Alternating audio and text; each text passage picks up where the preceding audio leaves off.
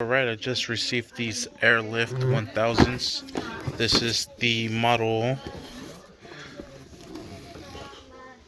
60909, and this is pretty much everything that comes with it. Alright, this is the first airbag. The second airbag that goes inside the spring for the rear to help with load. Little heat shields, or the hardware that comes with it, the tubing, little spacer for it on the top, and the bottom, nice little Airlift sticker,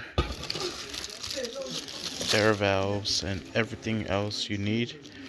Little hose clamps to make this work. Sweet. And the way we're going to do this is we're going to put each one, open this up, flan this out into each spring, and put it inside.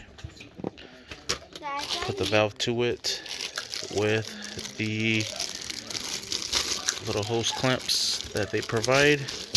Zip tie all the lines, and then hopefully we don't scrape anymore.